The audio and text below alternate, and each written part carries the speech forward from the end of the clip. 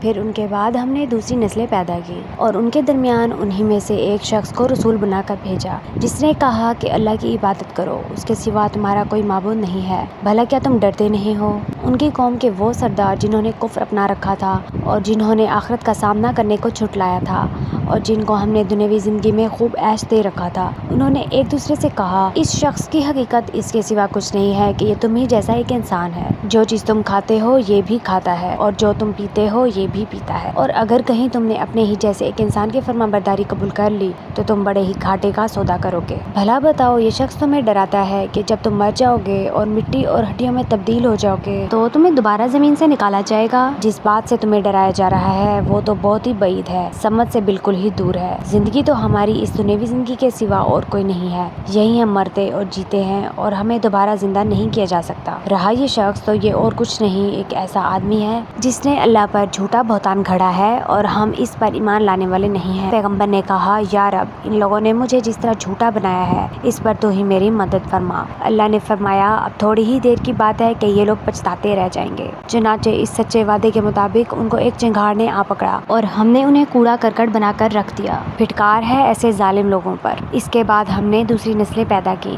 کوئی امت نہ اپنے معین وقت سے پہلے جا سکتی ہے اور نہ اس کے بعد ٹھہر سکتی ہے۔ پھر ہم نے پے در پہ اپنے پیغمبر بھیجے، جب بھی کسی قوم کے پاس اس کا پیغمبر آتا تو وہ اسے جھٹلاتے، چنانچہ ہم نے بھی ایک کے بعد ایک کو ہلاک کرنے کا سلسلہ باندھ دیا اور انہیں قصہ کہانیاں بنا ڈالا۔ پھٹکار ہے ان لوگوں پر جو ایمان نہیں لاتے۔ پھر ہم نے موسیٰ اور ان کے بھائی ہارون کو اپنی نشانیوں اور واضح ثبوت کے ساتھ بھیجا۔ فرعون اور اس کے سرداروں کے پاس تو انہوں نے گھمنڈ کا مظاہرہ کیا اور وہ بڑے تکبر والے لوگ تھے، چنانچہ کہنے لگے کیا ہم اپنے جیسے دو آدمیوں پر ایمان لے آئیں حالانکہ ان کی قوم ہماری غلامی کر رہی ہے۔ اس طرح انہوں نے ان دونوں کو جھٹلایا اور آخرکار وہ بھی ان لوگوں سے جا ملے جنہیں ہلاک کیا گیا تھا، اور موسیٰ کو ہم نے کتاب عطا فرمائی تاکہ ان کے لوگ رہنمائی حاصل کریں، اور مریم کے بیٹے عیسیٰ علیہ السلام کو اور ان کی ماں کو ہم نے ایک نشانی بنایا اور ان دونوں کو ایک ایسی بلندی پر پناہ دی جو ایک پرسکون جگہ تھی اور جہاں صاف ستھرا پانی بہتا تھا۔ اے پیغمبر، پاکیزہ چیزوں میں سے جو چاہو کھاؤ اور نیک عمل کرو، یقین رکھو کہ جو کچھ تم کرتے ہو مجھے اس کا پورا پورا علم ہے، اور حقیقت یہ ہے کہ یہی تمہارا دین ہے،